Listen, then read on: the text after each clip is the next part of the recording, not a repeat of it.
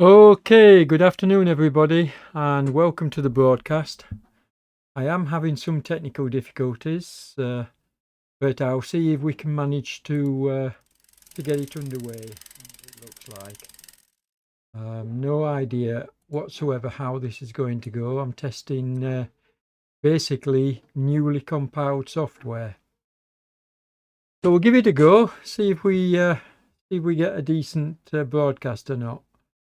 No idea what to expect. So it's saying I don't understand. Oh, that must be my time that's showing on screen, folks. That'll be my time because I've entered the event. So I start in 6 minutes 46, but we should hopefully have riders going off very shortly. In about 2 minutes' time, I think the actual first rider will be off. Now, I tried to cover a time trial the other day, and it was a nightmare with the keyboard and mouse. But I've downloaded the latest fix from RGT. I haven't had time to try it or even test it, find out whether it works or not. So we'll only know once we get underway. If it doesn't work, then it means I'm going to really struggle to tab between the different riders as I did on the other broadcast. A lot of stuff which is uncertain at the moment. I tried to explain in the forums what's going on. I'm basically running one of the new Macs, one of the M1, and they don't play nicely with either RGT or OBS. If you're using both, if you're using one or the other, they work perfectly. But if you're using two, because it uses the Rosetta emulator, only one can use that at any one time, and the performance of the other is drastically reduced. So OBS and RGT running on the same computer, and there we go. So we got Paul Nichols going off first, and let's see if we can get, there we go, we can get behind. Does look like the mouse function has been improved dramatically. So Paul's underway, 16, 17, 18, and there's Carstens, he's underway as well. Why? They're not releasing them every 20 seconds, which is what I was told. This is definitely not every 20 seconds. Let's see. 1, 2, 3, 4, 5. About 6, 7 seconds, maybe 10 seconds then. Keith's underway.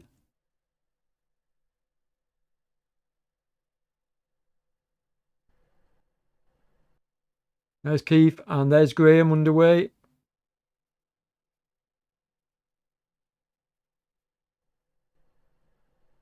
James Ogilvie underway. Now we'll catch up with these riders again when they're on the road, folks. Andretta on the way. It looks like 6 seconds between each competitor, actually. So I'm just counting down to 5 and then switching. Yeah, it's about 6 seconds. So Bichet underway.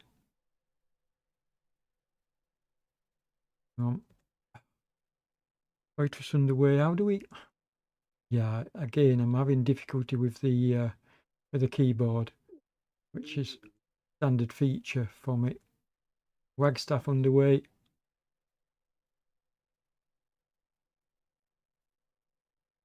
Back to the start. Jackson underway. Sorry, there we go. They don't actually, the clock doesn't start until they cross under that finishing line. So it's a little bit difficult sometimes. There we go, as we watch Kunkel going under the line. This is a good turnout, folks. 44 riders it's saying online. So we watch Cavi. It does appear that RGT have fixed the keyboard issue for Macs, folks. It does look like it's working now. So maybe the mouse will also be working when I'm trying to zoom in and zoom out of the riders. That would be really nice if that happens. Mason underway. We'll get back to the action at the front of the race shortly, but it is nice to just watch the riders going off the line. Seems to be a bit of a gap here. Obviously, one rider isn't able to start. So there we go. There's the next rider, Marek. So that was a double gap. I suspect one rider is having issues and couldn't get off the line. And Emmy, as you can see, starting his run. Now this is 50 kilometers or 30 miles, almost exactly. Hawaii and De Smet is going off together.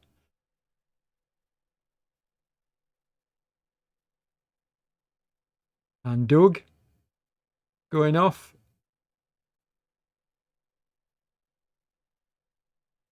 Hendrik going off. You can see the clock doesn't start ticking for them until they cross the line. So there's Rebecca, look. Clock ticking. Beams on his way. Now expect a good ride from John Beams, recent winner of the Tour du Alps. He absolutely stormed that competition. So Kevin Unsworth, Kevin Unsworth, really good rider as well. So expect a good ride from Kevin. I keep saying Kevin, it's Kevin. Vudler. Who's this we've got here? Let's have a look. Kovacic from No Pins Race for R. Satori. Getting towards the end of the field now, folks, so we will be able to catch up with the action on the road. Hug. That's a nice name, isn't it? Give us a hug, Hug.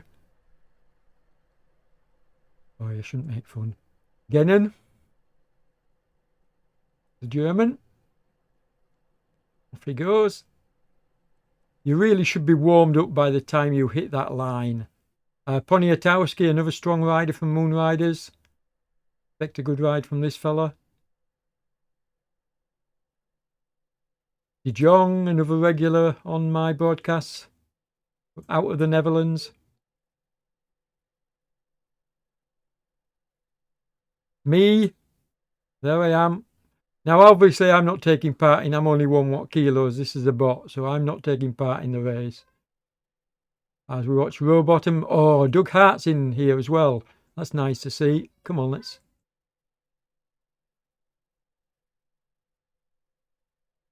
Daffen. Yeah, the keyboard's playing up again now, folks. Let's see if we can't get the next rider. Doug Hart going off. There we go. There's Doug Hart on his way. Who's next? Come on. Looks like we got a double gap again. We got some big hitters here at the end. That's for sure. Evan Oystenson, good rider. Here he goes. So Evan should be putting in a good ride, I would have thought. Murray. Don't know much about this rider. So we'll see how this goes. Soderberg, we do know about. Strong rider from Sweden, riding for Team OTR. Paul Austin, he's another strong rider from OTR. And Tim Cook. Now, this fella can race on the flat, so expect a good one from Puchaka. Don't know much about Puchaka. I've seen him before, but don't know much about him, so we'll keep an eye on his figures as we go along the road. And Dyer looks to be the last man to start. And then we get back to the front. So I'll just check back. Yeah, Dyer's the last man. So let's get to the front. Oh, and Carstens is now leading on the road. Now remember, folks, that this is an individual time trial, 50 kilometres. There's no drafting. So drafting is turned off. And the leader on the road isn't necessarily, get my word out, necessarily the leader of the race, because it's all based on times. Now, because the keyboard is working, and it does look like I've got a good view, It finally looks like I'm getting a decent broadcast here. Decent frame rate for the riders. 45, 44, 46, 47. Yeah, I'm getting decent frame rates here, folks. So let's just go back to the front again and start again. I was too busy looking at my... There's Paul Nicholls, second place on the road. Graham chasing him down. Now, as I say, no drafting, so getting on somebody's wheel doesn't make any difference other than the visual help that gives you and the pull to both the one chasing and the one catching. We got Ivor Isafor from Moonriders. Keith from OTR. We saw him yesterday in the Flemish. He wasn't racing it, but he was taking part, keeping an eye on that competition. And I covered that yesterday with my stream setup, which was absolutely awful. So it is nice to see that the work I've done, recompiling OBS, is actually paying off. You can see the difference in quality. And if you don't believe me, go back and check yesterday's broadcast. It was absolutely appalling. I was getting 20 frames a second and it was glitching all over the place. This is running in the highest resolution now. I'm running at 1080 HD. So because I've recompiled OBS to work with an M1 Mac, i.e. it's working on the M1 architecture and not using the emulator, now the only software using the emulator is RGT. And once they release as we watch James going up the road, but once they release an Apple Silicon version, then I'll be a very happy man. But at the moment, this is looking good. I put in 2 days' work to get it to this stage, recompiling the software. So it's obviously paid off for me. Watch Andretto Bishoy work his way slowly down the field as I'm chattering away, like I tend to do. You either like it or you don't. As we watch Anwai. She looks to be the only lady, unless I've missed something, the only lady taking part. We watch Poitras. I could be wrong, but I think Annie's the only lady taking part in this competition. And Anne did really, really well in the Tour du Monde. She finished every stage and got a prize for it in the end as well. So, yeah, it was nice to see. Here's John Beams, 42 kilometers an hour. So we'll keep an eye on that. Heart rate is getting up there, so he's definitely working hard here. 370 watts, or 5 watt kilos for his weight. And John is a verified rider. He goes on the Ride Fair Facebook page, validates his weight with videos, etc. So he's a fully validated rider, riding at 5 watt kilos. Not like some of the Muppets we've been watching in the last few weeks. Okay, here's Mason. And then Kevin Unsworth. Now, Kevin will probably pull in Mason in front of him. He's chasing him down now. But we'll come back to that battle later. As you can see, Kunkel chasing Kevin. Dismeet, he raced yesterday. And actually, I think he finished either joint first, because there was an issue yesterday on the Flemish course with the finish line, in as much as we didn't get a finish line, which was rather strange. I was watching the kilometers go down to 0 and announcing the winner, but because there was no official finish line, 2 riders that were very close together were given equal first, and one of them was this Dismet. I think it's Stefan. I think it's Stefan Dismet, the Belgian rider. Good rider, good strong rider. Here's Rebecca. Is that the Czech flag or? Not sure. I should know, but here's Doug. Me. Don't know what that stands for, folks. I haven't got my my rider list. This was all very, very much as we watched Kovacic from No Pins Race for R storming past. He's on a good ride.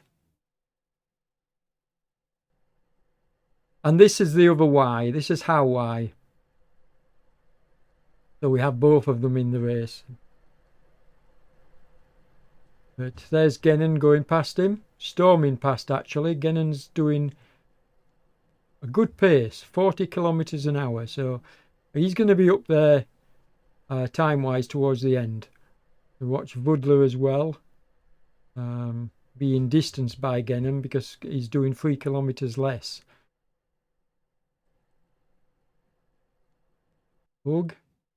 Now, Rowbottom is a strong rider from Rasio Racing, and expect him to be certainly challenging in the top 5 places, I would have thought. But we're not going to know that until we get further into the race. This is early days, folks. I'm basically just highlighting the riders in the early part of the race, and then we'll start looking at, okay, who are the contenders. Doug Hart is definitely a contender. Look at the speed he's doing. And he's probably listening because he's just given me a wave. Well done, Doug. Now, Doug, this is Doug's speciality. He is a time trialist. I knew him more years than I care to remember back in Leeds when he was top of his game. And he's moved over to the digital platform. He's a very good friend of mine. So I can only wish him well. But Poniatowski is a rider that I do like. I like to watch him. He's the Moonriders rider. He always gives it everything. He's always, there or thereabouts. Always seems to be the bridesmaid, though. Poor lad. He doesn't. He can't handle the likes of his teammate John Beams, but he is there or thereabouts. Good rider and a good workhorse for his team. Reminds me a bit of another good workhorse from Team 3R, and that's Stephen Brealey. Sorry, No Pins from No Pins Race 3R, and that's Stephen Brealey. He's another good workhorse. Not in this race today, though. De Jong, we know, the Dutchman. We've covered him regularly. Staffen, he's another regular rider to my feeds. Evan Oystenson, my old teammate, and Evan is a lovely guy. Very unassuming, but a very good rider. Tim Cook, slightly heavier rider, but this course is going to suit him today because there are no hills. So I expect him to be certainly fighting for a top 10, probably even higher spot today. But he's up against some big hitters, so let's see how he gets on against them. Soderberg is one of the big hitters that you can see shadowing Tim in front. And expect this lad to be there or thereabouts as well. I don't expect him to win it, but I do expect him to be up there at the finish. Dyer. Don't know much about him, but he does look a strong rider. I've seen him in other races I've covered. And again, he seems to be a rider that is able to put in good performances. Sartori, the American, being passed by Austin from OTR, who's just given me a wave, so he's probably listening as well. Murray, not a rider I'm really familiar with. I'll have to look him up afterwards. And Van Rillier, I know absolutely nothing about. Can't even remember if I've seen this lad before from Belgium. Name rings a bell, but I'm not sure. Then, of course, you got me on the road, but I'm just a bot today. I'm using the fake trainer. And then you've got Puchaka right at the back. Now, he must have had some kind of an issue, Puchaka. He must have had a virtual puncture, dropout or whatever, because he wouldn't be behind me otherwise. So he's Lantern Rouge at the moment. Okay, now it's time to start quickly going through the riders and see who is putting in sort of like top speeds and top times. And this lad is obviously first on the road. Doesn't mean he's going to win the event. It means he might finish first because Graham's almost a kilometre behind. But 42 kilometres an hour, give or take, on the flat. Well, 0.1. So let's call it 42 kilometres an hour on the flat, or 41.4. Remember that, folks, as we go down the field quickly and have a look at well, not quickly, but we'll have a look at some of the main contenders. Now, the riders that are going much slower, I'm going to go past quickly. But Graham, you can see, is matching the speed of the lad in front. So he's another contender. But look at Wagstaff. Now, all right, Wagstaff is on the slight downslope. He's now coming to the level section, but he's still doing a kilometre an hour more than the riders. And in fact, he's catching Graham. So expect, I think it's Roger Wagstaff, the Masters rider, to be up there. Keith from OTR. He's putting in a very strong performance, about the same as the first two riders we saw. So because he's on the slight downslope now, and if you equate that to the flat, it will be a little bit less than the riders we were watching. Jackson, again, I'm looking at the riders on the slight downslope here, so it's giving me a bit of a skew, but I don't expect Gordon Jackson to be as competitive as the riders that are going faster than him, currently at 42 kilometres an hour on the flat. He's doing 40-41, so slightly slower. Paul Nichols. Paul will readily admit that he can't match the pace and speed of the top riders in this event. So Paul will be just trying to do his very best time he can in this distance. And I don't even know if Paul has done a 50-kilometre time trial before. We'll have to ask him later. It's good to see him in the events, and it's Paul generally that does these roads, and I know this is one that Paul has done. So you can thank him for this excellent course, because it really is beautiful. Okay, and there's James. And now James won't hang around for Paul. He will go past, because James is a slightly stronger rider than Paul, I think, in some instances, and certainly is a slightly bigger rider, so he's going to go past him on the flat. I think where there's some hills, Paul's might have a say, but James is very, very strong on the flat. Well, yeah. Ivo is also a strong rider, but not sure whether he can match the pace of the riders in front of him, or whether he'll just be able to maintain, which is what it looks like he's doing. It looks like he's just holding the gap and not actually closing it. Andretta is again, I'm going to call them the middling riders, the riders that are doing anything from sort of like 36 to 40 kilometres an hour. As you watch John Beams. Now, what we'll do is, as John goes past, we'll just highlight him. And you can see John is doing 42.7 on this section. So he's one of the faster riders on the flat section. He's not the fastest yet. May well be overall, because this is 50 kilometres and they have to keep it going. But we do know that John can pace very, very well. We saw it in the Tour du Alps. That he's very, very good at pacing. So I'd expect John to be certainly a contender for this win today. But I've seen a couple of other riders that might give him a run for his money. Now, Kevin, he's not going to be up there with John. He'll be there or thereabouts. Certainly he'll be a top 10 rider today, I feel. But I don't think he's going to be a top 3 today. And that's not doing any riders disservice, folks. All I'm doing is I've got notes here on riders, or on their results and performances and their watt kilos. And I'm looking at their watt kilos and I'm looking at the speed they're doing. And I can basically call out, what's going to happen in terms of pacing throughout the event. Doesn't mean I'm always right, but I do get it right a lot of the time. Marek, another one of the what I call the mid riders, and that's no. I'm not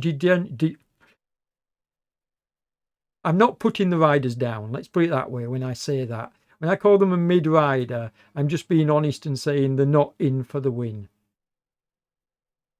And again, Mason. Ismet is slightly faster than some of the mid riders. We saw that yesterday in the event that he took part in. Strong rider, and he can put in a good above threshold effort when he wants to. So towards the end of this event, expect him to raise the pace slightly if he's got anything left. He's not going to be up there with the winners, but he is going to finish quite high in the mid-pack standings.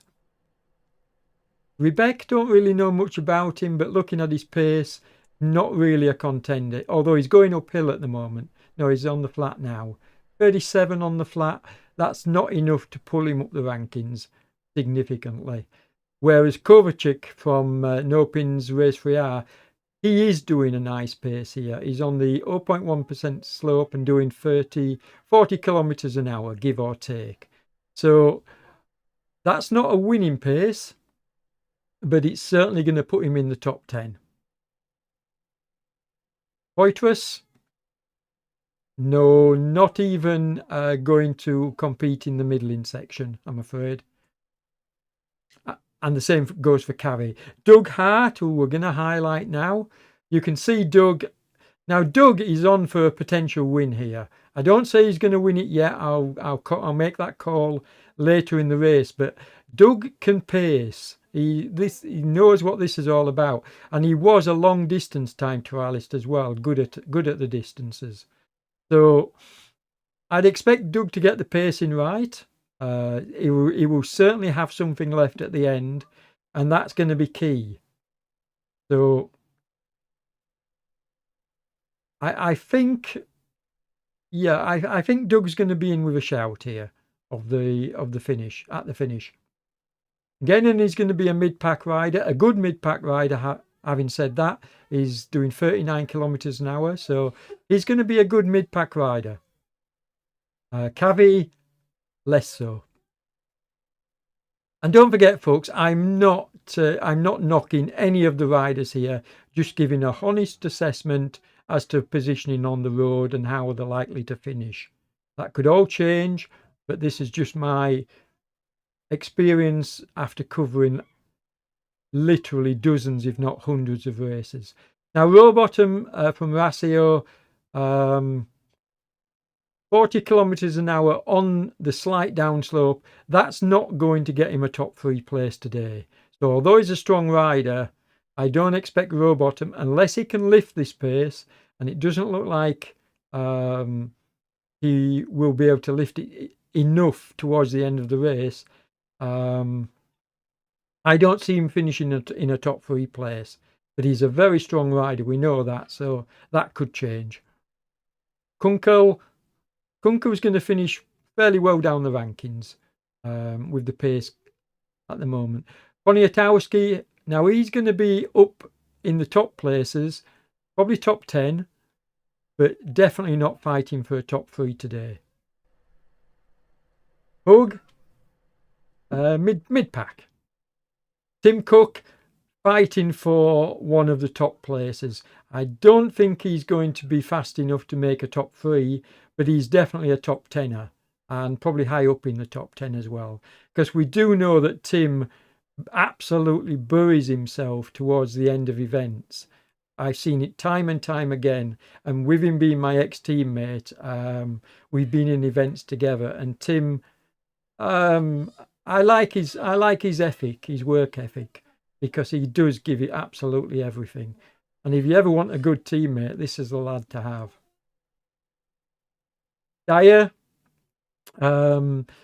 he's another rider that's going to be up there if he keeps this going. He's on the 0.3% slope at the moment and doing over 41 kilometers. So I'd expect Dyer to be close towards the finish, certainly. More about him later. Soderbergh isn't doing as well as I expected. Maybe I'm expecting too much of him. He is a class rider, but he's not going to be challenging for a podium today, and could struggle to get in the top half of the top 10. So we'll see what happens. Evan Oystensson, I think he's like to finish somewhere in the region of Soderbergh as well. So it depends. Can he pull back some of that distance, or it does look like Soderbergh's pegging him at the moment. But we'll come back to this battle and see whether he's managed to close up any of that distance. Hendricks. Hendricks is going to finish fairly well down the field. ME, there's some chatter going on about riders in the chat if you have a look. But if I see any performances which are unnatural, folks, I will call them out. You know me, that's what I do. I won't accuse anybody of cheating because that's not fair. All I will do is I will refer the rider to the commissaires, and they will have a look at their stats and their performance. But I've seen nothing yet that suggests that there's any riders in this event that shouldn't be in the event. Let's put it that way. It looks very fair at the moment, which, to be honest, is a bit of a surprise because given that I've covered 3-4 events recently and we've had 4 riders disqualified. Yeah, it's... let's go back to Staffen and have a look at his figures. Staffen's going to finish mid-pack. De Jong, I forgot to mention, De Jong is going to finish, fairly well up the mid-packs. ME mid-pack again. Staffen, mid-pack. And why? It would be lovely to see Anne finish up there. But she's competing against some really heavy hitters here. So as we watch Paul Austin give me a wave and go past. And Paul's on a storming ride here. All right, that was the biggest downhill section. So his speed was artificial there. But let's watch what his speed closes down to when he gets... He's still on a slight downslope here. So a bit artificial, Paul, there, your speed. But yeah, nice to see you hammering it. And Paul's going to finish high in the mid-pack settings, probably towards the bottom end of the top 10 today, I would have said. And he could prove me wrong by getting a top 10 spot, but I hope he does. I really hope he does. But he's got his work cut out. There's some strong riders out today. As we'll have another look at Anne. You can see from Anne's pace, that she's struggling to match the pace of the other riders. But it is lovely to see her in these events. And I often wish that we could have, all right, she's the only lady taking part. But I think if we had ladies' prizes in these events, then we'd have more. We'd have more of the ladies taking part. There's absolutely nothing in it for them. And a lot of the time, they don't even get a special mention, which I go out of my way to do because I love to see the ladies taking part. Anyway, and here's the partner, Hal. I think the man and wife, but I'm not going to make that call. So I'll just call him the partner. Vudler. And again, Vudler, mid-pack again. Mark is towards the bottom end of the pack, as I've already mentioned. And the same goes for Van Willier. Forget me. And Puchka, he's putting, don't forget, he's at the back of the pack, but he's putting in an effort here. But that's going to see him, because of his dropout or whatever, it is going to see him well down the field. So, this is one of the small rises on the course, the 0.5%. And he's still pushing out good numbers here, is Carstens. No cadence showing on his thing, but his heart rate's there. And heart rate, depending on his age and his weight, etc., heart rate is probably about where I would expect to see it if he's a relatively fit individual. You'd expect a relatively low heart rate, but you'll see some of the other riders have much higher heart rates than that.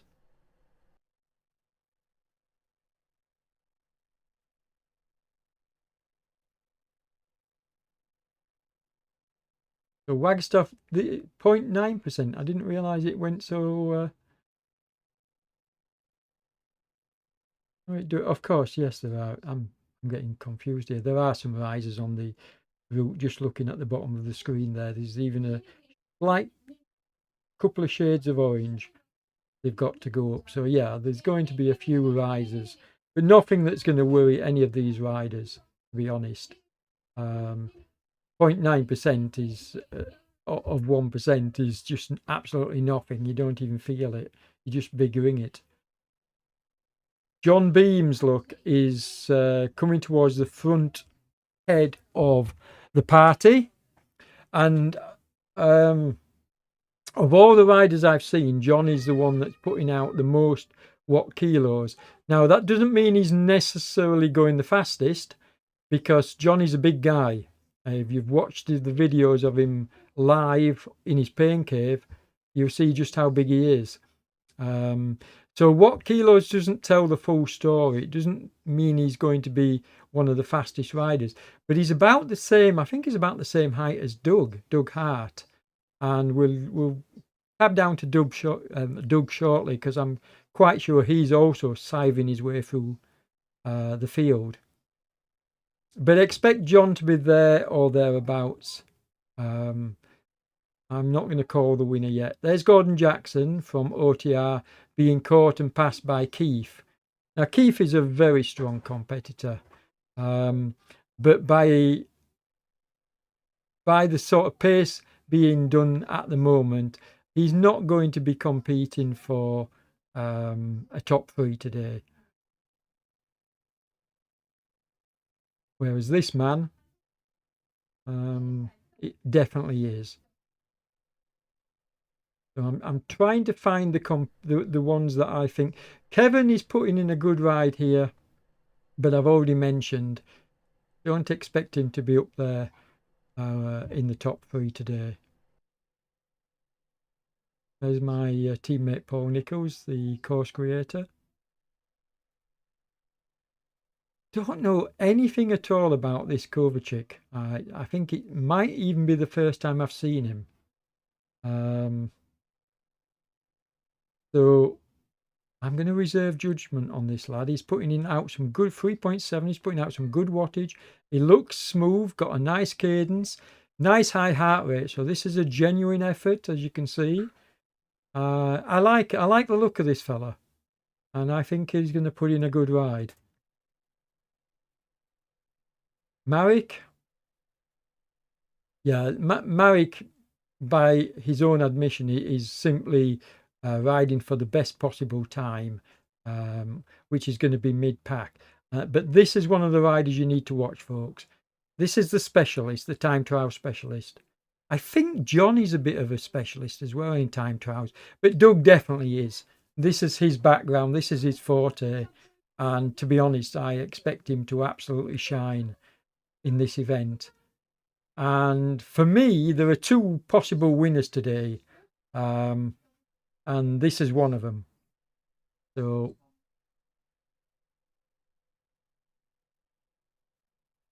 maybe I'm biased because he's an old friend of mine. I don't know. DeSmeet is putting in a good ride, but it's not going to get him a top 3, but it's a good ride. Strong, good ride. Now, I'm not going to comment again on every rider, folks, every time, otherwise you'll get fed up of hearing me. Rowbottom, as I said, another strong rider from Rasio Racing, but he's not going to be competing for the wins. I just want to see who else. We've got Tim Cook, haven't we? Who's putting in a storming performance. So, and Soderbergh, we know he's a strong rider. But who else? Who have we got else fighting for that top 3 spot? Let's just see if I've missed anybody. Don't know whether I have or not.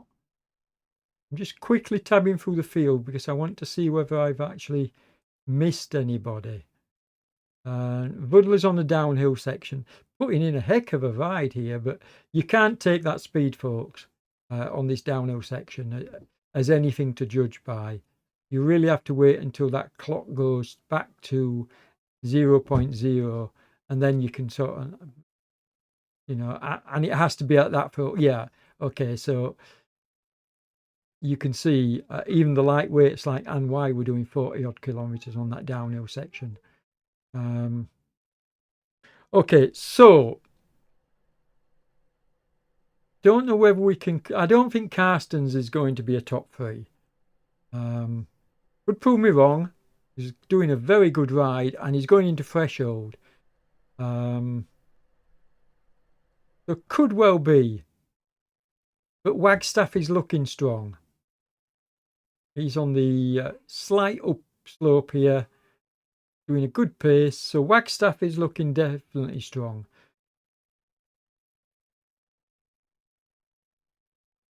John Beams is 0.2 and he's doing 41 point.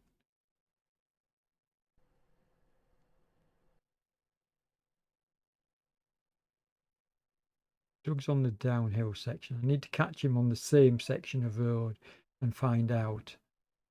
Yeah, it looks like John is riding actually stronger than Doug at the moment. So John Beams is looking like the likely winner at the moment. But don't count out Doug because trust me, he knows how to race these kind of events.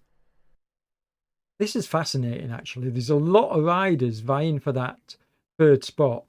And I'm sorry if you think I've already called. Well, I have. No, I'm not sorry because I have actually called it. The 1st and 2nd are going to go to Doug and John Beams. Now, in what order that happens, I don't know. I can't call just yet because we're still only halfway through the event now, just about. John Beams in. What position is he in on the road? I think he's 4th on the road at the moment. In fact, let's go to the front and tab down. 2, 3, 4th on the road. So John Beams is 4th on the road. He's catching Graham, who's 200 meters in front of him. Now, in the remaining distance, can John actually not only win the event, but can he finish 1st on the road?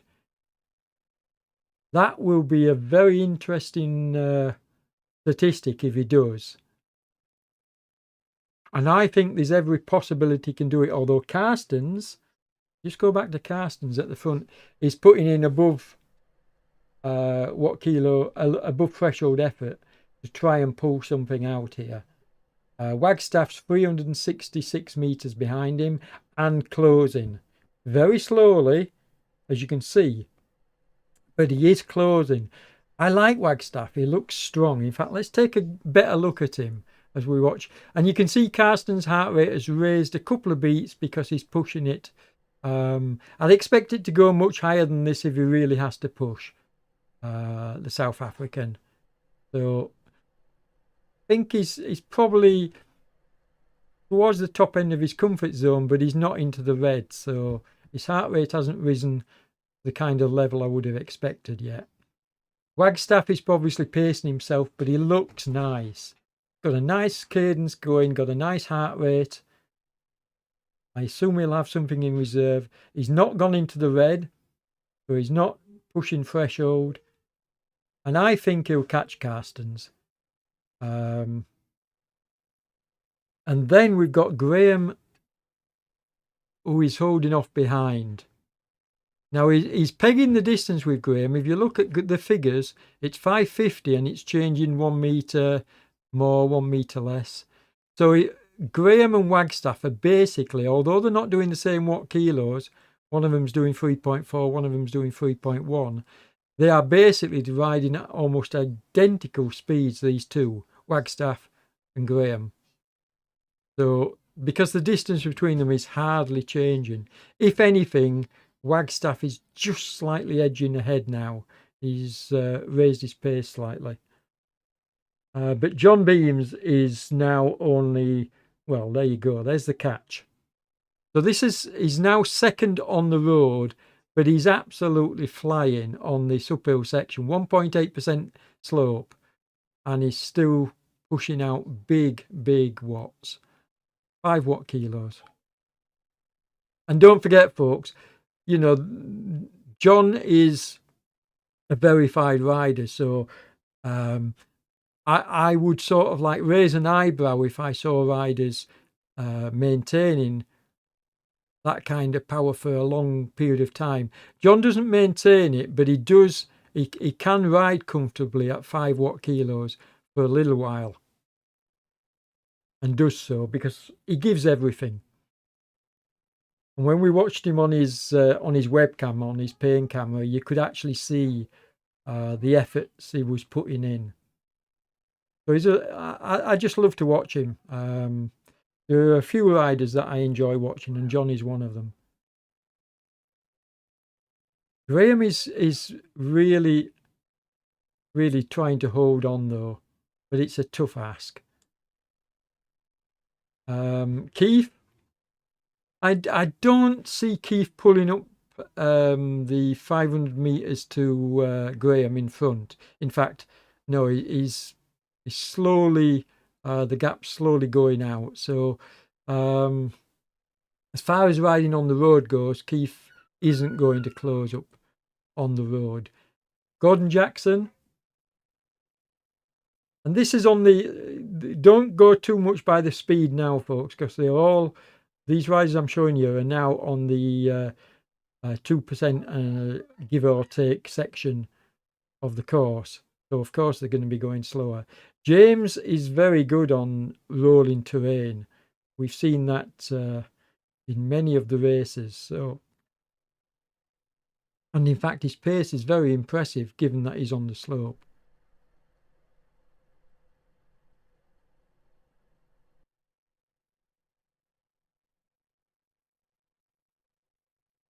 Doug Hart, how's he doing? Nice heart rate, good fast cadence. Yeah, looking good. 4 watt kilos, which is, you know, less than what John Beams is putting out, but speed-wise, they're not that far apart. So this is, I really believe that this is Kovacic is having a say. He's putting in a really good high heart rate, putting in a really good effort here.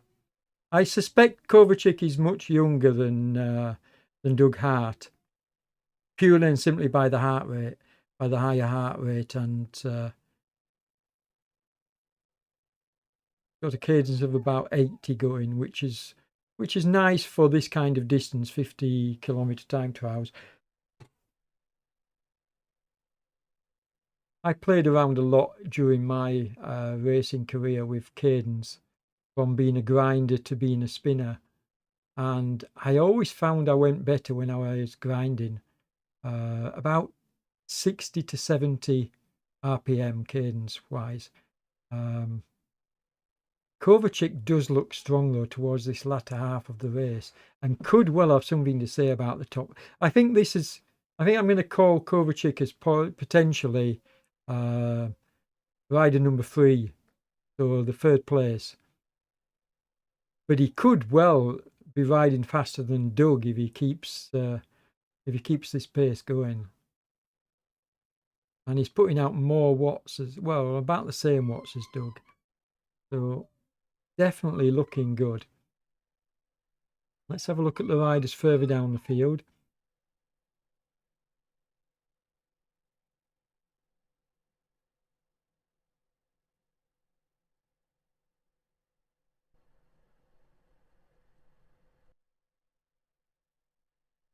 How many we've had 7 riders so far abandon, or whatever. Now that when I say abandon, folks, it could be mechanicals, it could be cramp, it could be any manner of things. So abandon doesn't mean that they've just decided to pull out. It means that something's gone amiss and they've decided they're no longer part of the race. And sometimes it's beyond riders' control. Sometimes they just decide, nope, I've had enough of that. Soderbergh making a threshold effort, as you could see there, trying to get up this slope, 1.8%. Canon.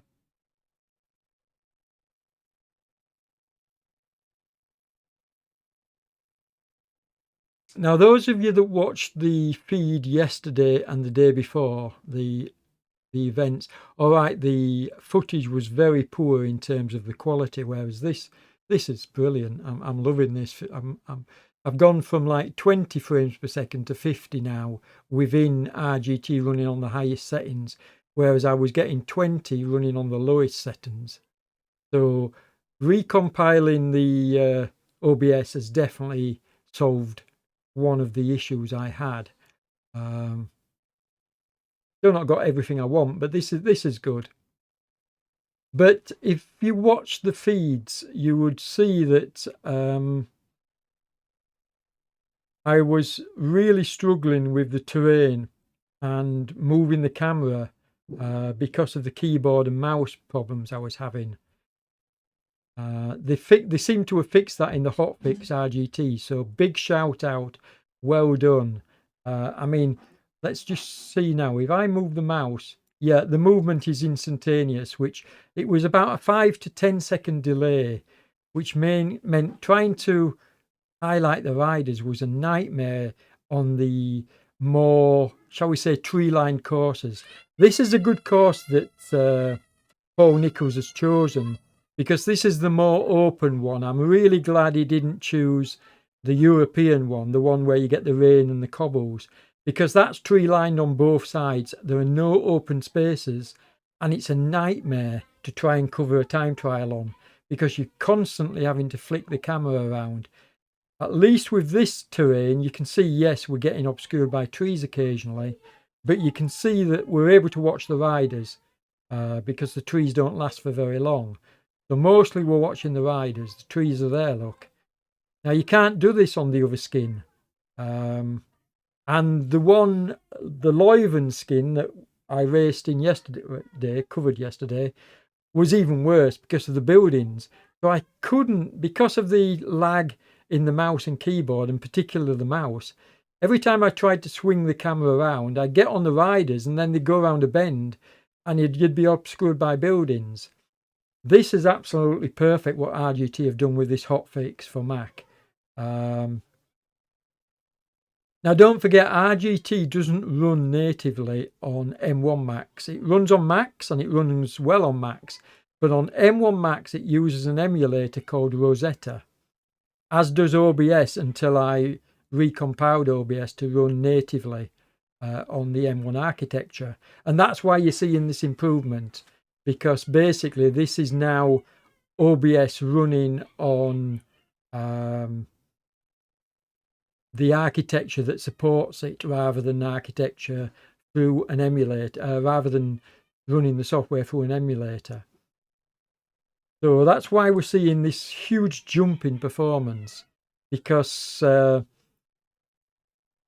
basically the M1 Macs cannot run two different bits of software through the emulator and have both performing at a high level. It can only do that with one of them. But now that only one bit of software is running through the emulator, and that one bit of software is RGT, that's why we've got this huge jump in performance. And the graphics are stunning now. I really love this. I'm very, very happy with the broadcast now, because this is lovely. Getting a high frame rate, relatively high. I mean, I used to get, on my PC, I used to get 60 and above. I'm getting 53 now, so 55, yeah. I'm happy with that, given all the problems I've had, and the fact that I will be able to now cover events and have at least a half decent broadcast, whereas the last couple I've put out have been absolutely abysmal. And I'm my own worst critic. I hate putting out poor quality streams. And it's one of the reasons, folks, why I absolutely love working with Damon from ZMS, because he's got a full studio full of PCs and kit for his streams, and there's no worries then about incompatibilities or anything else. As we look at Anne, who's the last rider on the road.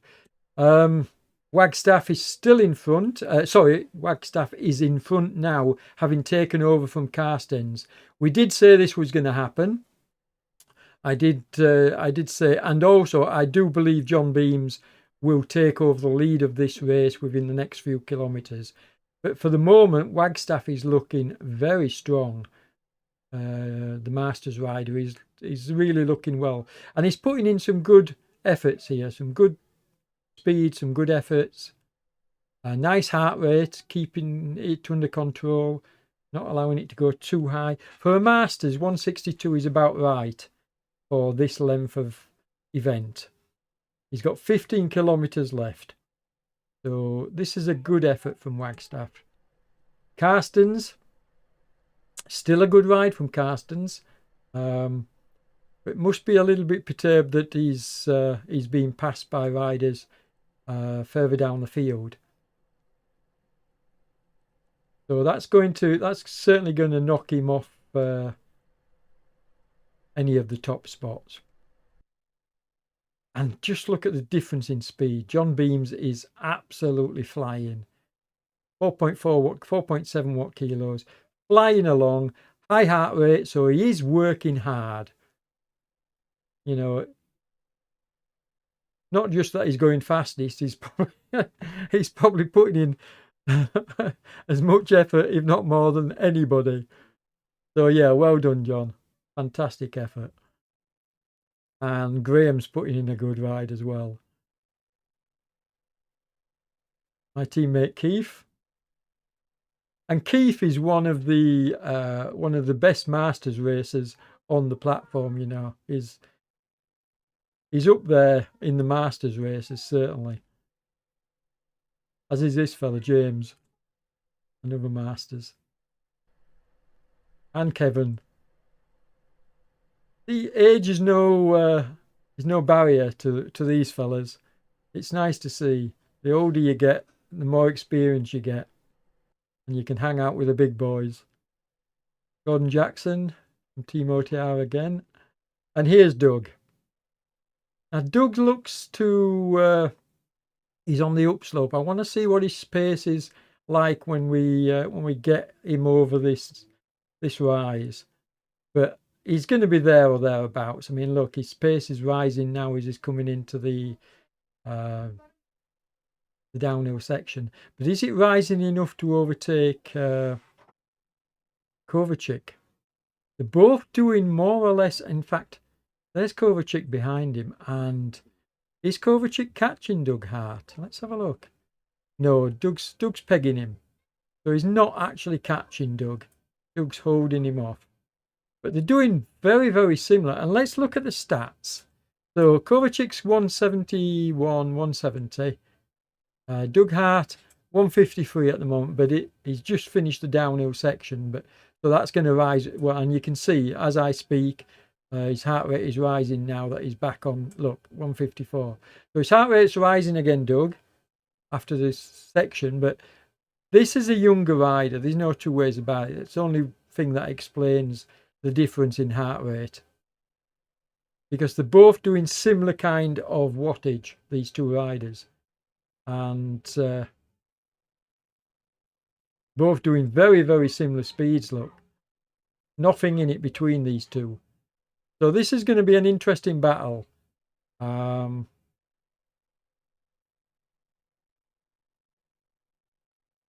what's happening at the front? The Wagstaff is now 160 metres away from Beams. And I think he's going to get caught. We got 13 kilometres. So I think John is going to pull him in. Come back to this battle a bit later. Let's have another look further back down the field. He's pegging, to be fair to the Wagstaff here, he's pegging him. I mean, John's pulling it back now, coming down. Do we want to stay with this and watch the catch, or do we want to go further down the field and come back? I think we might, because John's pulling this gap back very quickly now, I think we might stop with it. And in fact, For a bit of fun, let's change the camera angle. And there we can see John just in the background, look. So let's watch this catch. Yeah, this is going to make an exciting catch. Let's watch John Beams make the catch and see whether Wagstaff can respond when he does so. So can Wagstaff respond and basically try and stay with John's wheel, or is John just going to open up a huge gap? I'm zooming in slightly here. I love that they've got the mouse and keyboard working again now, because you can see I've got very, very fine control and it makes a huge difference. I couldn't do this yesterday, I couldn't do it all last week. And this is fantastic, the fact that they fixed it. I am so happy. So although this was meant to be a test broadcast, and yes, we did kick it off a little bit late because I did have problems getting the broadcast started, what it means is that I can move further ahead and start to improve other parts of the stream, the streaming software. Because I've had to recompile OBS, I've lost all my settings. Like I've lost all my sponsor animations that used to come on the screen. You can see that I think we still got the OTR bits and pieces on the screen, but we used to basically have our sponsors coming up on the bottom of the screen about every 7 minutes. I think I timed it as, using what we call a lower thirds, and that no longer happens now. Because I've lost that, and I've lost a few other features. My Stinger transition, I think, has gone AWOL as well. But that should be an easy fix to get that back. And in fact, I might even be able to do it while we're watching this live. To be fair to Wagstaff here, he is holding off John Beam, so I might come back to this battle, because it looks like John might just be saying, okay, I'm just going to take a bit of a breathe. Oh, having said that, he's now starting to close up again. There was a period there where he wasn't closing at all. Now he is doing so. While I'm whittling away, chattering away, John is busily closing this gap. And I have to say, from having done this kind of, time trialing was one of my fortes back when I was a lot younger.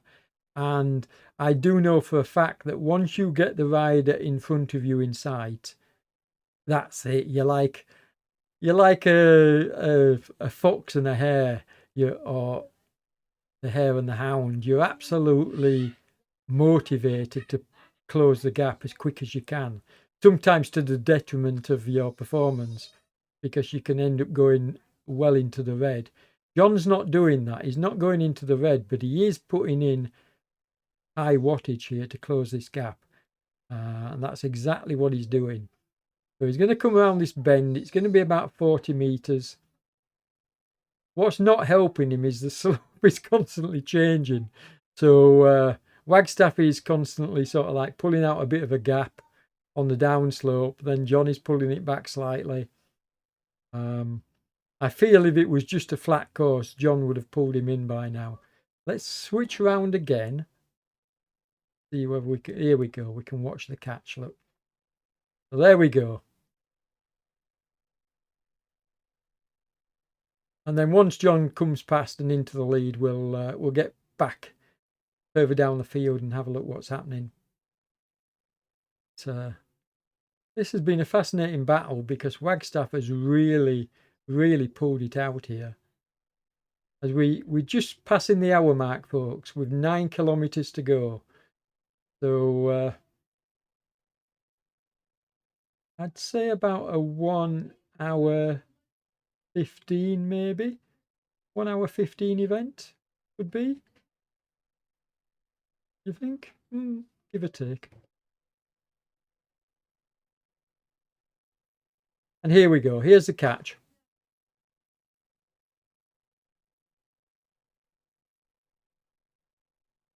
And he gives him a wave as he goes past. Doesn't attempt to get on his wheel. You can see from his watts, he's not being silly enough to sort of say, okay, Let's get on John's wheel. He's just letting him go, which is the correct thing to do, folks. You try to jump on somebody's wheel when they're doing significantly more speed or watts than you, and you're just going to end up burning one of your matches, or more than one actually. Okay, let's get further down the field. We've spent long enough with those two.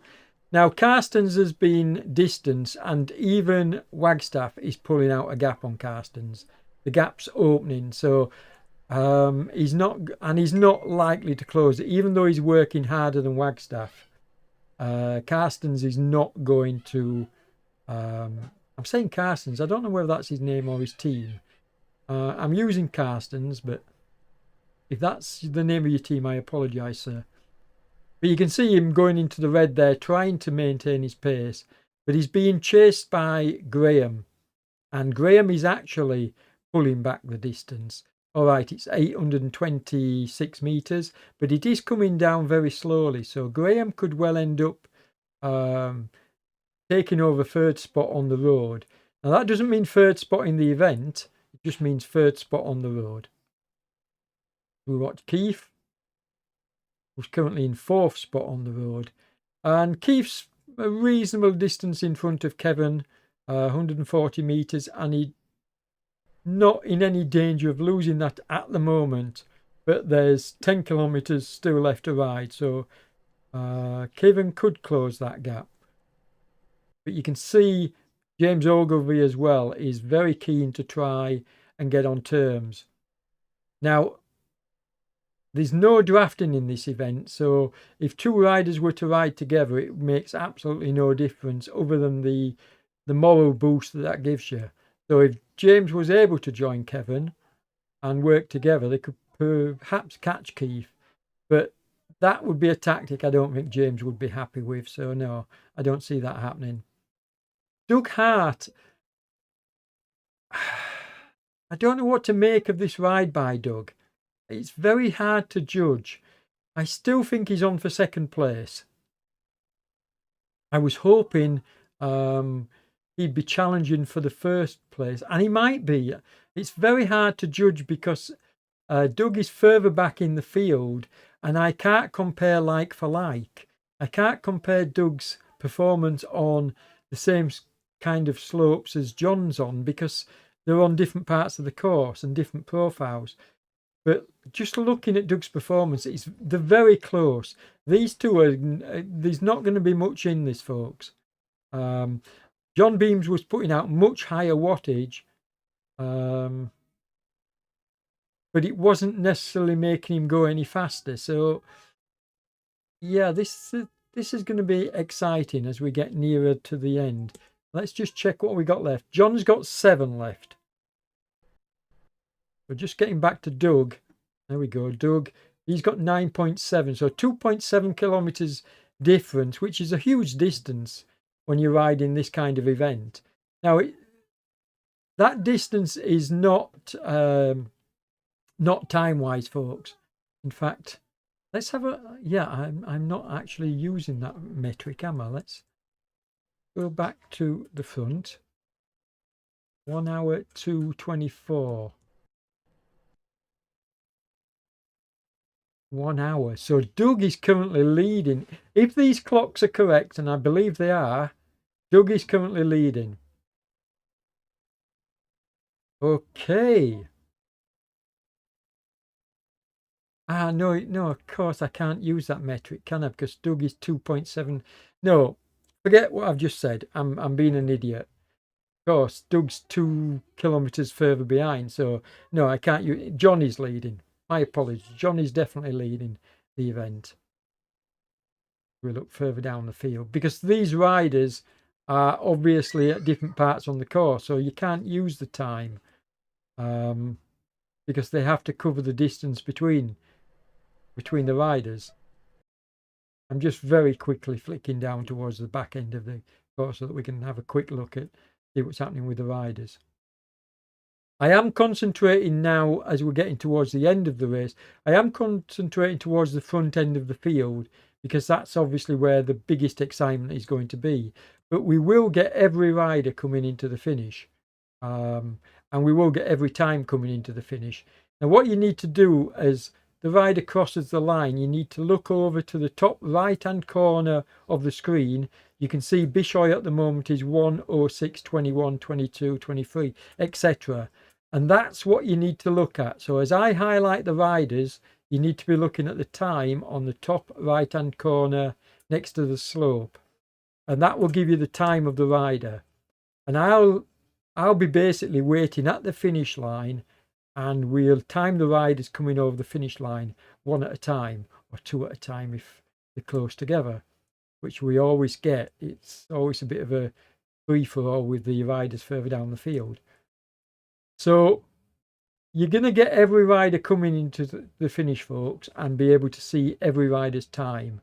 But then what we can do is, after the broadcast, I think live, I can possibly, if I'm saying I can do it, maybe I can do it. Maybe I can pull up RGTDB results page and show it live. But that was in the old version of OBS. In this newly compiled version, I might not be able to do that. So we'll have to wait and see. Okay, so we're back with Anwai, our Lantern Rouge on the road. And let's get back to the front and look at John. So, as I say, time at the moment, we can't really compare John's time like I just tried to do with Doug's, purely and simply because he's further up the road. Now, I could do all kind of metrics and sort of like try and look at the average speed they're doing and then calculate, but why when I can just watch them going over the line? So 4.3 kilometers for John, 4.5, and what's the difference? You see, 2-minute difference here between these two riders. Carstens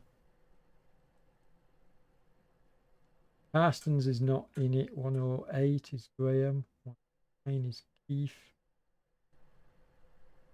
5 is Kevin. So Kevin's 6.4 and 4. 2.0. Yeah, I'm just doing some basic calculations, folks, just to have a look and see whether anybody's going to challenge John, but nobody is.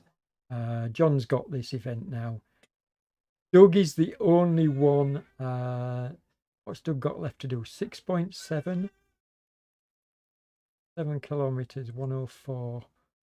3.7. 3 kilometers, 10. No, Doug's coming in second place, folks.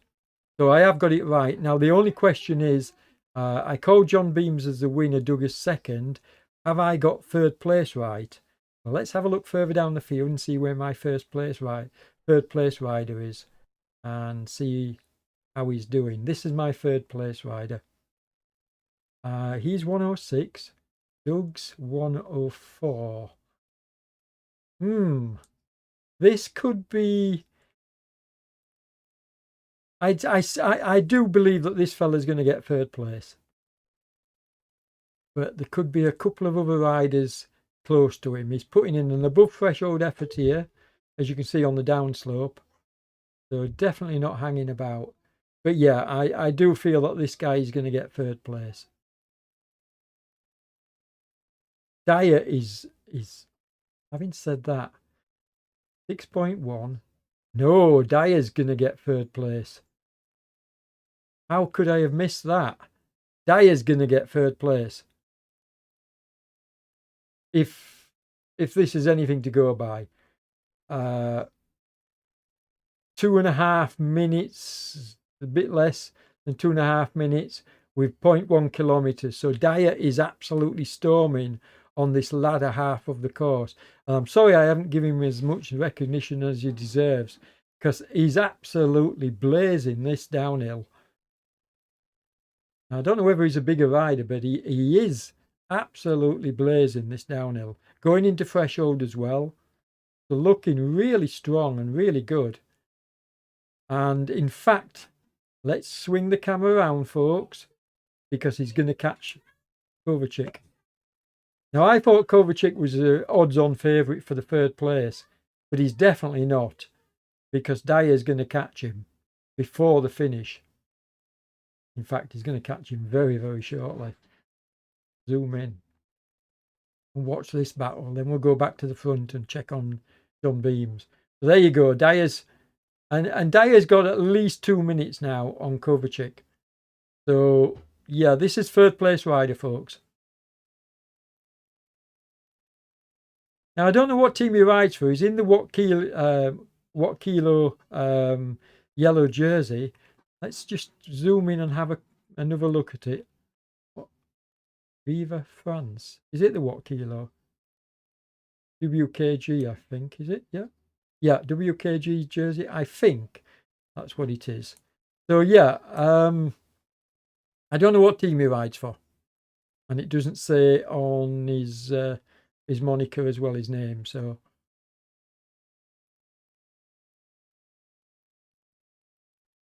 yeah, good ride, sir. Very good ride, and it does look like he's even catching Doug, although Doug's going to put in a bit of an effort to try and stay away. Let's. This is quite exciting. I'm just going to go to the front, make sure we've got John Beams 1.3. So no, I'm going to watch John under the Flamme Rouge, which is going to come up very, very quickly. And then I'm going to swing around and watch him coming over the finish. So if I can, now that I've got full control, now is there going to be a Flamme Rouge on this course? There's the 1 kilometre to go. No sign of a Flamme Rouge, folks. So what I'm going to do here is zoom out and see if we can see the finish banner as he approaches it. And then we'll zoom in as he gets closer to the finish banner.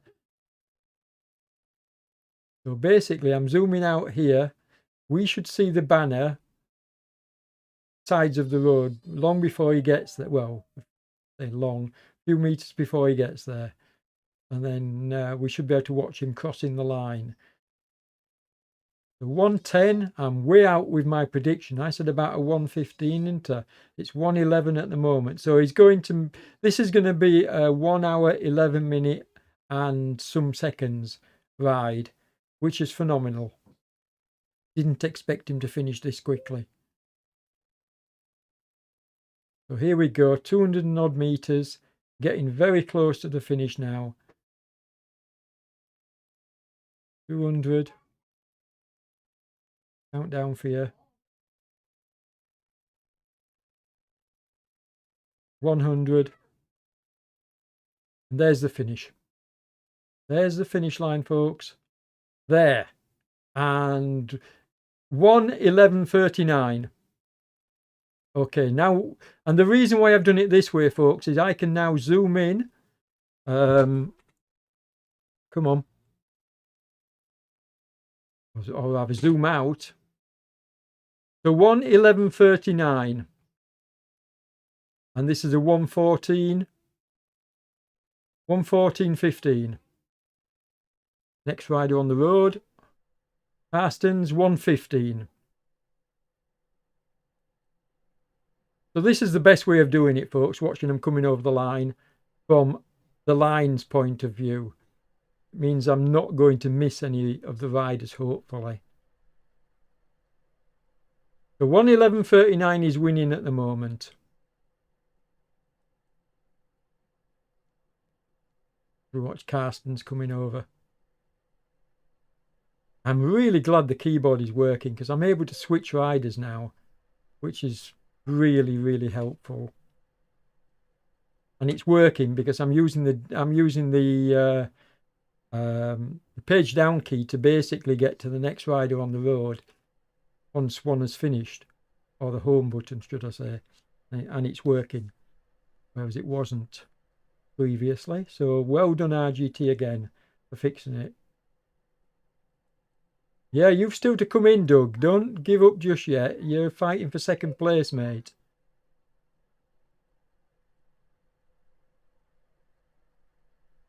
You're not going to take it off, John, that is for sure. You too. There we go, 1:17:03. Well done, sir. And we watch Graham. So Graham, 700 meters. He's going to beat Carsten's time. least I think he is. Yeah, he's got 23 seconds. Oh, I don't know. No, it's... Can he cover that? No, he's not going to cover that distance in that time. So no, he's going to finish behind Carstens, is Graham. I think.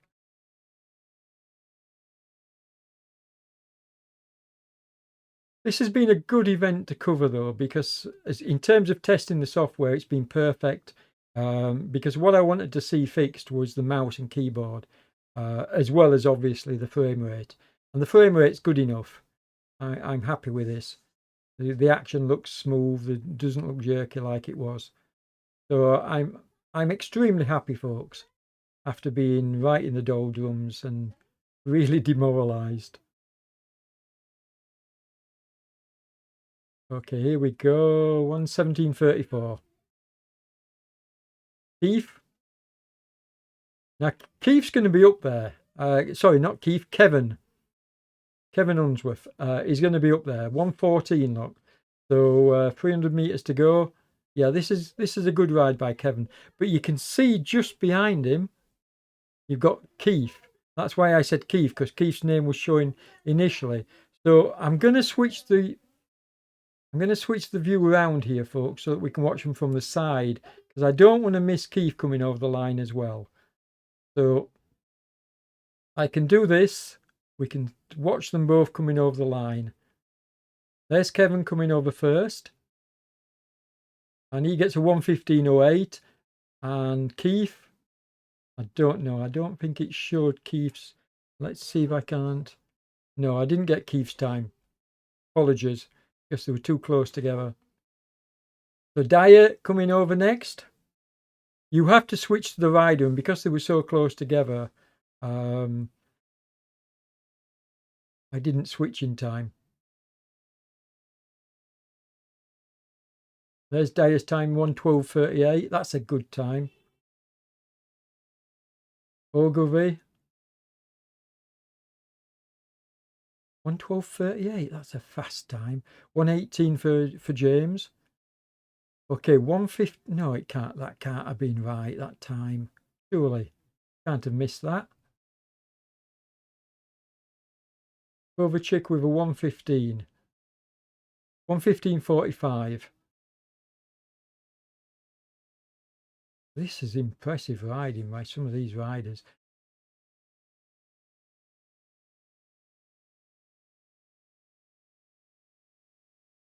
Yeah, and if I can find a gap between the riders, I'll try pulling up the website and we'll have a look and see whether we can get the live results on a website.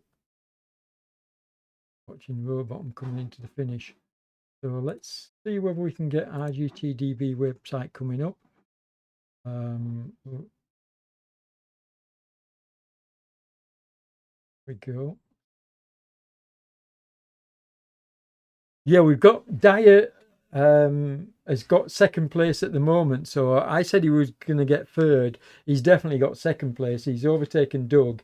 Doug ended up with a 1:14.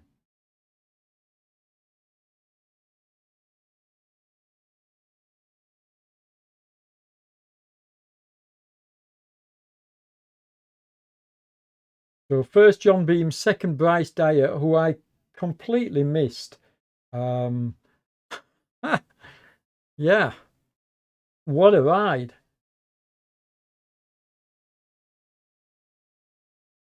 Watch Rowbottom coming in, 50 meters for 1:16:13. There we go. Let's get back. Come on. Next rider. No, it's not switching.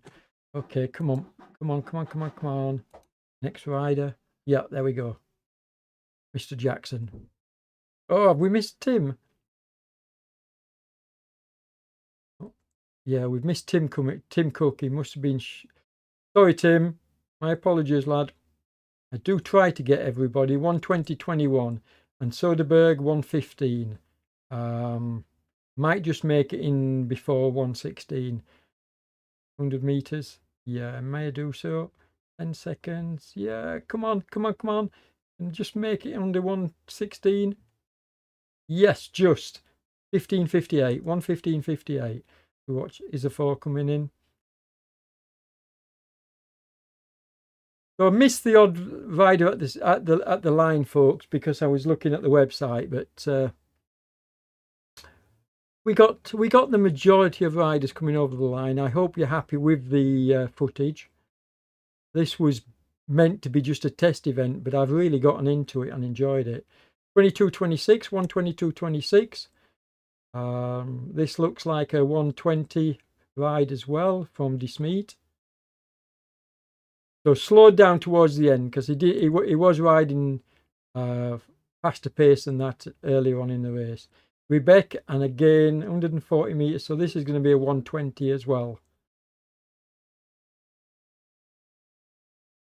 So he's going to try and get a 1:19, but I think he's just going to miss it.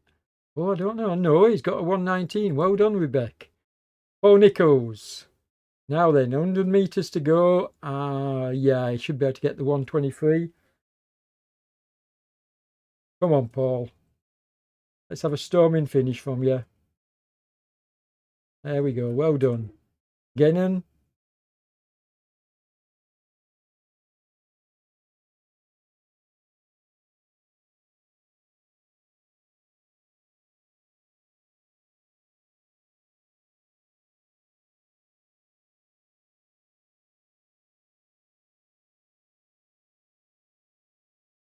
Yeah, Doug, it is. That's the delay on YouTube, the delay in the commentary.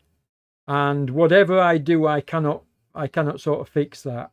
I think that's an issue with the fact that the software is running through an emulator.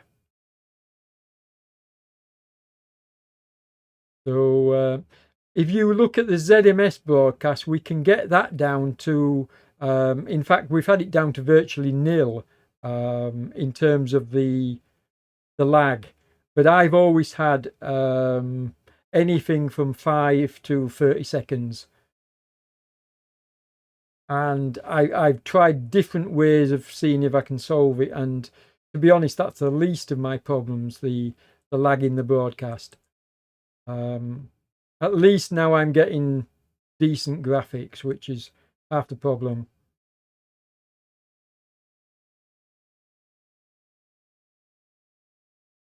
Yeah, great racing, folks. I have really enjoyed covering this. It's been a treat. Well done, Evan, 119. So I've really enjoyed covering this. Now, Poniatowski and Evan were very closely matched, and you can see that from the time. Although on this particular occasion, Evan has come out on top. I'm just going to message the riders because I do. Whoops, not great.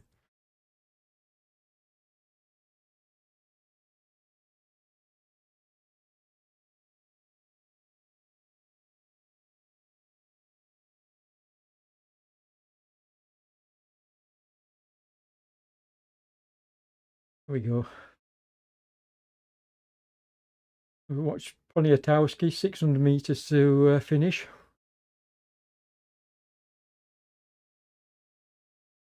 So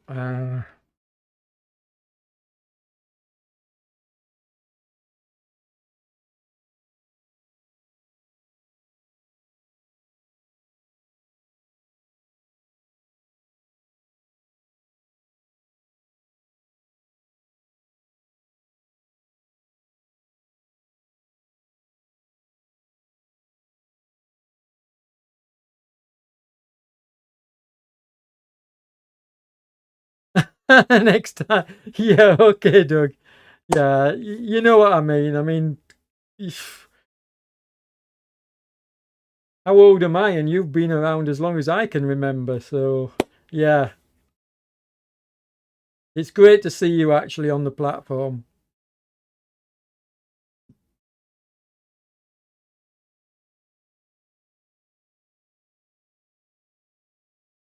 Yeah, I'm really enjoying this. This is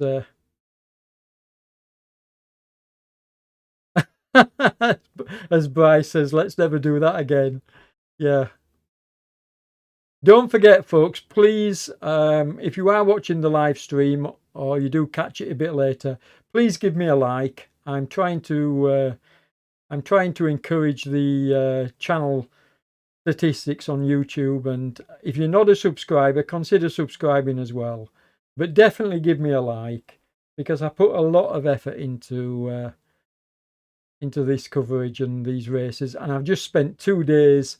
You know, I used to be a programmer back in the day, and I've just spent 2 days doing something I haven't done for nearly 40 years, and that's compiling.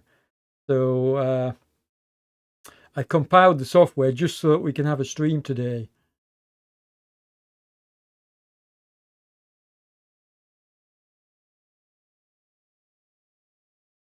So hit that like button, subscribe if you want to watch more streams, because we've got a lot of good stuff coming up. OTR have got a very busy season over the winter and spring, and I'm going to be quite busy. I'm also working with Damon at ZMS, and we've got some nice things planned as well. So expect to hear my dulcet tones pretty regular throughout the winter season.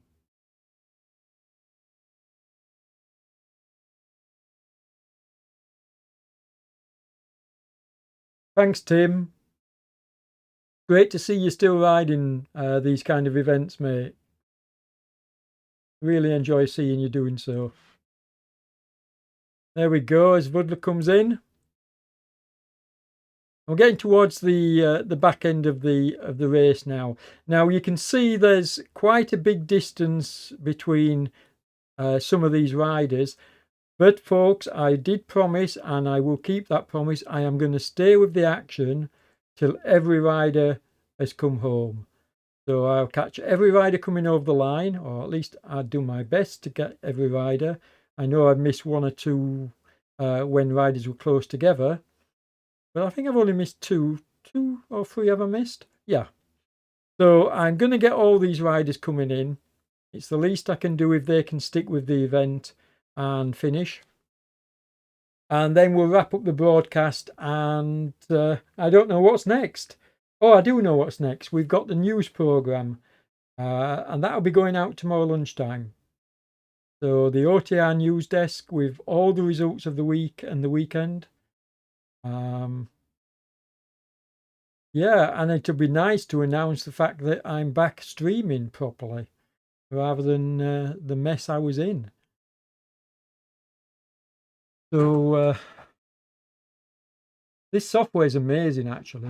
This version of OBS, which I've now got running, it's just running so smoothly, so much better. I mean, I still haven't got the apps working with it. I've broken all the apps because now it's running natively on the M1 architecture. So obviously the apps won't run natively unless they've been compiled.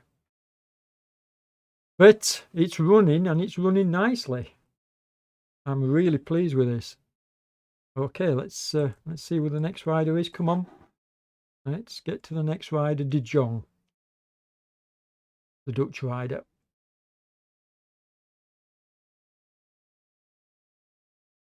Team Y, Anne and Hal. Yes, I'm rooting for them as well, Tim. And as I say, we're going to stay and we're going to watch and stay. We're going to stay and watch Anne and Hal both coming into the finish line. Anne's last rider on the road, so there'll be a little bit of a wait, folks. I'm sure we can find something to chat about while we're... in fact, I might even be able to find some graphics. Let's see if we can't pull up a couple of graphics and give you a little bit of a flavour for what's coming up. Although I've got the new show tomorrow, so I don't want to give you too much. But I'm very much in the testing phase with this software now. Now that I switched over to the M1 Mac, it was a nightmare. And in retrospect, folks, although I'm happy now, if I knew what I know now, back when I had my PC, high-end PC that ran everything in Ultra and OBS and RGT, I would never have swapped. I swapped to Apple purely and simply because I have an Apple laptop and I like Apple products. I've got an Apple phone, just to make everything seamless. But it created more problems than it solved. And the reason why I did so, you might say, well, why did you swap from a top-end PC system, which was running everything perfectly? I was forward-thinking because Apple Silicon, the new Apple chips are going to revolutionize computing. Don't take my word for it. You just wait a few years. I don't know whether they'll absolutely kill off Intel, but the Apple chips are just absolutely awesome. Phenomenally powerful running software. I mean, games that have been optimized for the Apple Silicon, you're getting 120, 140 frames a second in games.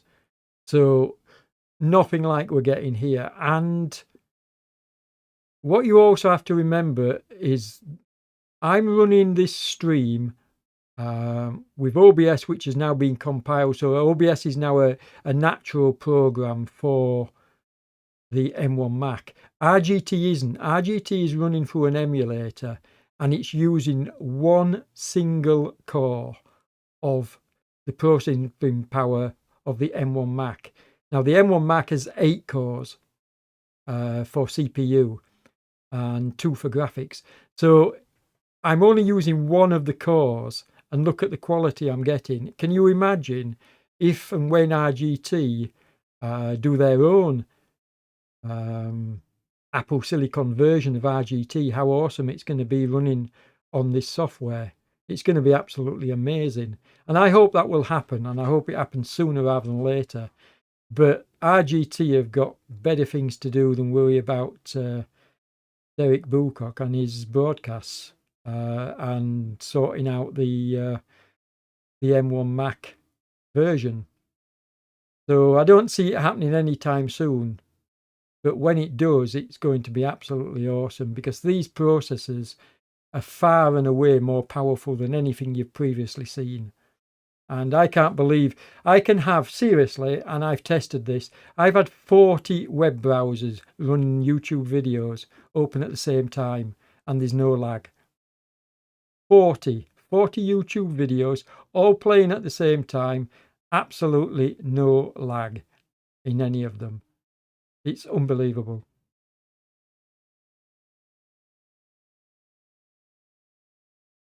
As we watch How now coming into the finish. 250 meters left. Well done, Hal. And then we just got to wait for your other half to come in. 3.5 kilometers behind, but we're going to wait. We're going to be here. So Hal's putting in fresh old effort to finish with. Nice to see. Well done. Well done. I love to see this. I know I cover this in almost all my broadcasts, saying how much I enjoy this when riders give it big licks towards the end. Well done. And as we watch Marie, now I don't know too much about this rider, but nice to see another fresh old effort to the finish. Well done, Marie.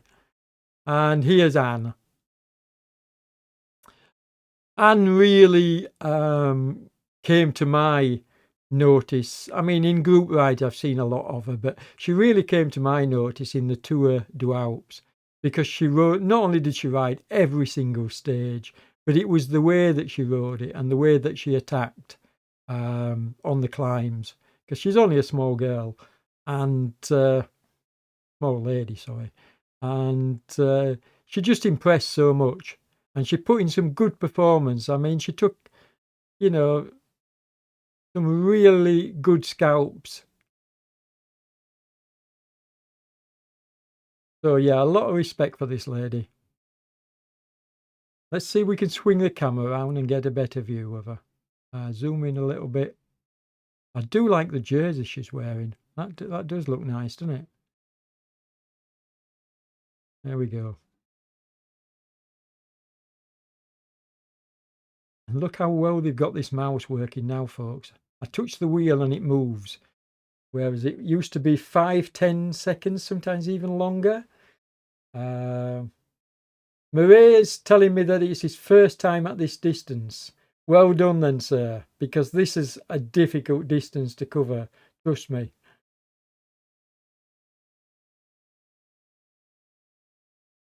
I remember we used to run a race in Lancashire. We used to pop across for 50 kilometres time trial over there. And I used to dread it because it was so bloody hilly. And I'm good on hills, but hopeless on the downhill section. So I'd go up an hill like a kite and come down like a lead stone. Yeah.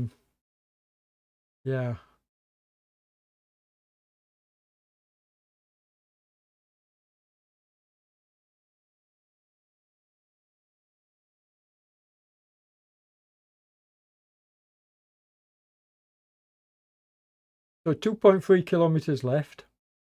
And then we'll wrap the broadcast up once Anne comes over the line.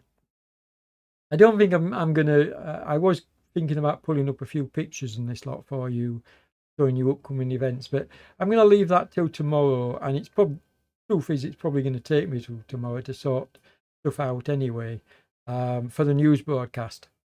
And we'll be winging that as well, having spent all weekend trying to fix my existing issues, which I've now, I won't say I've fixed them, but I've certainly helped. I'm on the way. So I'm going to check out this broadcast, check it back on YouTube and see exactly what the quality is like. But what I'm looking at now looks really nice.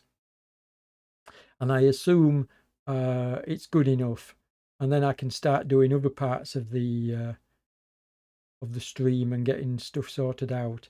One of the things I've got a Elgato Stream Deck, which I use for streaming, and you can program images into it. So instead of clicking with my mouse like you saw me doing last week, I'll be able to just press buttons and bring the images up and on screen and off again. So that will help enormously. Because when you're doing something like a news broadcast and you're doing it live, there's a lot of room for error. If you're mouse clicking and you're looking at the screen, you're trying to look into the camera at the same time. So you're not directly looking exactly at what you're doing all the time, because it would look really strange if you're looking down at the desk and reading the news off a piece of paper. So you try to look into the camera with your eyes averted, and the margin for error is pretty high. I admire people that do it for a living, because, or even do it, for fun, but do it professionally. Because trust me, broadcasting is not easy. I'm learning all the time. I'm picking up tips. I mean, what's really helped me an awful lot is Damon over at ZMS. Not just helping me with my setups and this, but helping me in terms of, he brought me on board as a commentator, and I've gradually gained more experience commentating without actually showing my my mug on the screen. And it's better if you're not concentrating on on riding a bike or being on the screen. You can concentrate so much more. You can be looking around at stats and figures like the heart rates and cadence and this kind of stuff. And it just leads to a much more professional broadcast. And Damon told me this. He said, when you're not riding or you're not you're not on camera, you can concentrate more. And he's right. You can. It makes a huge difference. As we watch Anne, 670 meters left. Come on, Anne. Well done, lass. I am so impressed with this lady. For me, this is what hanging around on broadcast is all about, waiting for the riders right at the back end. And we did this, me and Damon, we did this in the Tour du Alps. We waited for the riders, the last riders to come in. And sometimes we were waiting an extra half an hour for riders to come in. But what the heck? If they can be bothered to stay on the road, we can be bothered to cover it. So really enjoyed doing that. But I am going to wrap up the broadcast as soon as Anne goes over the line. I'll put the thanks for watching screen up. Hit the like button, folks. And also, if you're not a subscriber, subscribe, because we've got a lot of really good content coming up in the winter season. 150 metres, Anne. You're nearly there, lass. Well done. Really enjoyed today, folks. Everybody stay safe. We've got COVID here in the Netherlands again, but enjoy the coverage. Watch it back if you have to. And I'll catch you in the next one.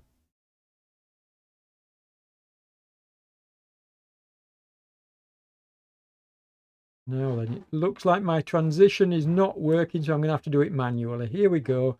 Let's do it manually. There you go. So that should arrive with you in about 10 seconds, given the lag on YouTube. And on that note, folks, I'm going to say goodbye. Take care, everybody, and we'll see you in the next one.